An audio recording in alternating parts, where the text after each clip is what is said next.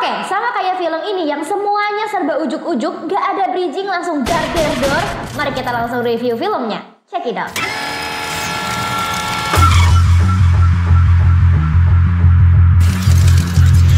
Assalamualaikum lur, terima kasih udah klik video ini. Balik lagi sama aku Nafa di Injang Review.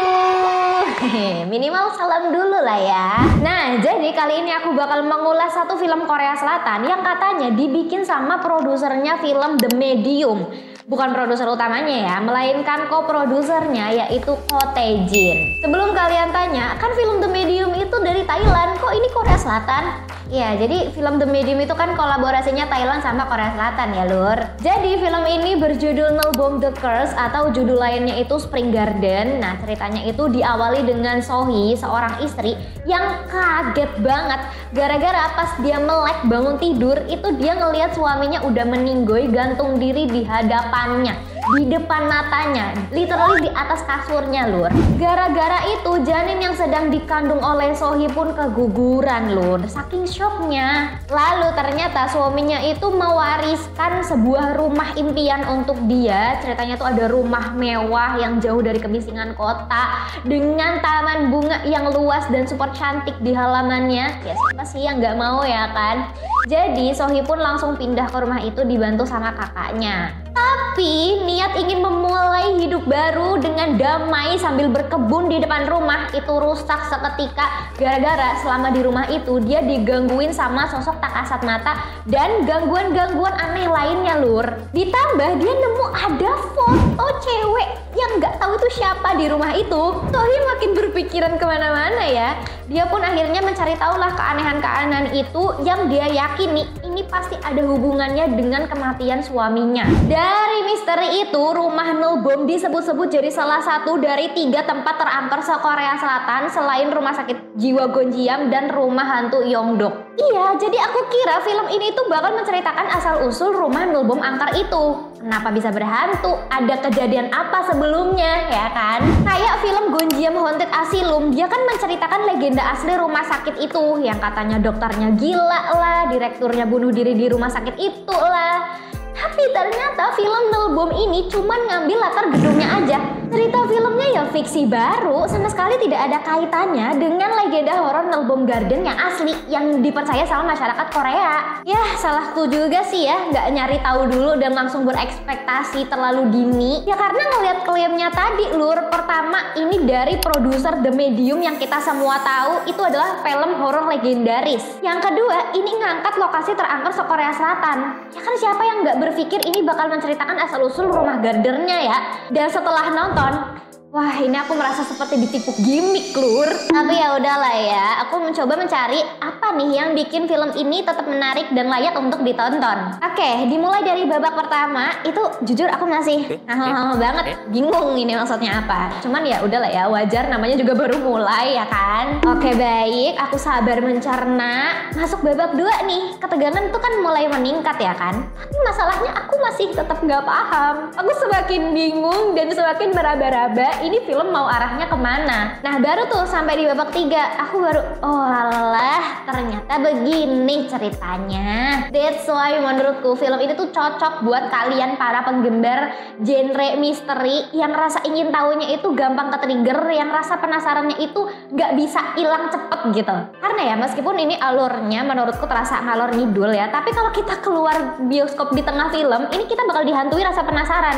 Waduh ini Sohee jadinya kayak gimana ya? Waduh ini si hantunya sebenarnya siapa ya? Itu yang menurutku jadi oke-nya film ini. Bisa mempertahankan rasa penasaran penontonnya sampai akhir lur. Yang kedua adalah elemen horornya. Ini nih aku saranin buat kalian para pecinta senam jantung untuk nonton film Nulbom ini lur. Ada beberapa scene yang berhasil bikin aku kaget, dan meskipun ada scene yang tidak ada jump scare-nya, itu berhasil bikin aku tetap deg-degan. Aku rasa ini nih sentuhan dari produser The Medium, dari pembangunan tense-nya, dari sound design-nya yang meskipun tidak semerinding film Exhuma misalkan atau film The Call, Tapi ini bikin gelisah kayak ketika kita nonton film The Medium. Pasti di antara kalian adalah yang senang nonton film horor yang ngasih kita sensasi gelisah gak nyaman gitu, ya kan? Terus didukung juga sama sinematografinya yang menurutku lumayan loh. Paling ada tuh scene yang menurutku gelap banget sampai bikin jumpscare-nya itu fail karena penampakannya itu gak kelihatan saking gelapnya lur. Tapi selebihnya menurutku gak sejelek itu dan tone warnanya juga suram-suramnya mirip film The Call. Terus ada nih satu transisi scene yang bikin aku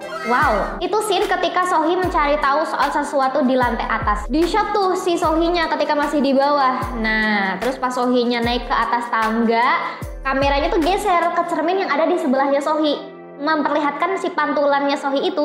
Tapi kameranya tuh kayak maju nembus ke dalam cermin gitu lur. Dan itu jadi real shot. Kayak aku kan bingung ya, lah ini bukannya tadi kita nembus ke dalam cermin, kok bisa kayak gini?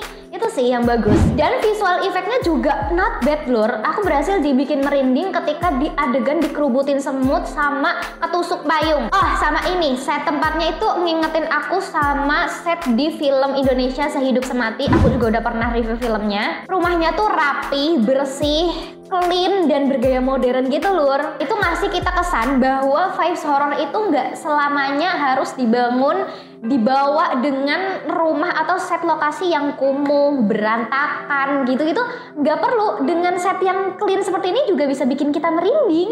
Itu sih yang aku rasa bisa diapresiasi di film ini. Dari isi ceritanya dulu ya lur ya. Plotnya itu kan disusun secara paralel. Selain dari Sohee, ada juga dari investigasi detektif, ada dari dukun, ada juga dari geng jamet sekolahan, yang mana poin-poin itu tuh terhubung dengan satu benang merah. Sayangnya semua poin-poin cerita itu tidak dalam eksplornya. Alhasil bikin plotnya kopong, gak kuat sebab akibatnya. Bahkan si dukun itu juga cuman beberapa scene doang, bisa dihitung jari lah, seuplik banget. Udah gitu gak jelas banget lagi. Nih ya, aku kira kan pas lihat di trailernya, si dukun ini bakal ngasih peran yang cukup besar sama alur cerita filmnya. Unsur perkelenikan Koreanya itu aku kira bakal kental, kayak Exhuma misal. Itu kan menarik ya, seru untuk ditonton, melihat tradisi ritual dari budaya lain. Yalah, ternyata ritualnya nggak dijelasin lur. Ada orang tiba-tiba masuk pekarangan rumah tanpa izin pemiliknya, terus tiba-tiba ngendem bungkusan di dalam tanah. Sampai akhir juga gak dijelasin itu maksudnya buat apa. Oke, kalau emang gak mau dijelasin lewat dialog, dia kepengennya show don't tell, ya udah diliatin aja secara visual proses berpikir si dukunnya bagaimana. Jangan tahu-tahu begitu, kan si MC-nya bingung, kita yang nonton juga lebih bingung ya. Penyelidikan detektif sama Sohee-nya ketika dia mencari tahu soal misteri itu juga sama aja. Kayak kurang aja gitu pengadeganannya lur. Tiba-tiba dia datang ke sebuah tempat, tiba-tiba dia bilang dia dapat petunjuk. Ya apa? Dari mana? Gak dijelasin gitu prosesnya bagaimana lur. Ini dia dapat ilham apa bagaimana?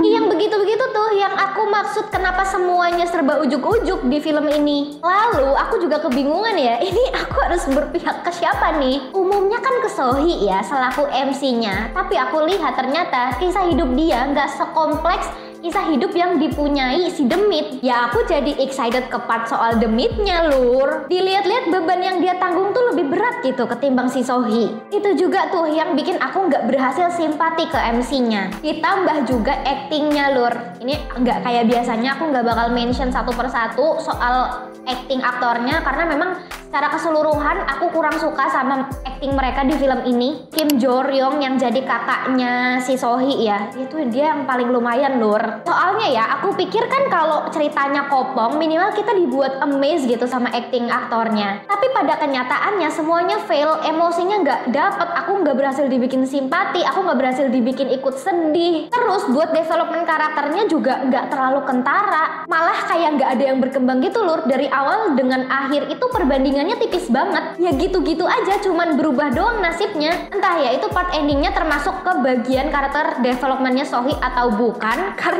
jujur aku nggak paham. Menurutku cukup mengecewakan sih untuk endingnya. Melihat bagaimana mereka membangun sedemikian rupa ceritanya dari awal sampai akhir gitu ya. Pas sampai ending tuh kayak ya Allah, kan aku jadi mikir secara keseluruhan ini film tuh mirip kayak film horor Indo yang kurang-kurang gitu lur. Gak bisa dibandingin sama produksi Korea lain misal Exhuma atau The call gitu ya, atau minimal the medium gitu loh, nggak bisa. Tapi sekali lagi pemikiran itu cuman buat orang overthinking kayak aku yang nggak mau rugi, oke? Karena kalau cuman buat sekedar nonton untuk seru-seruan, untuk gabut, bikin adrenalin terpacu, ya film Nelbom ini nggak sejelek itu lur, asli ya. Dan tetap ada pesan moral yang bisa kita ambil dari film ini. Makanya aku mau kasih film ini skor 5 dari 10. Nah, kalau menurut kalian yang udah nonton filmnya, apakah kalian setuju dengan pendapatku di atas atau kalian punya review yang berbeda? Tulis aja di kolom komentar, oke? Thank you udah nonton sampai selesai. Jangan lupa like, share, subscribe, dan nyalain notifikasinya biar kalian bisa update terus sama video baru kita. Dukung kita juga lewat sayurnya biar aku bisa terus kasih review jujur ke kalian. Linknya ada di description box. Dan jangan lupa gabung grup Telegram Sinless. Kita di sana bisa ngobrolin banyak hal seru. Kalian bisa scan barcode-nya di akhir video atau klik link di description box. Sampai jumpa lagi. Assalamualaikum.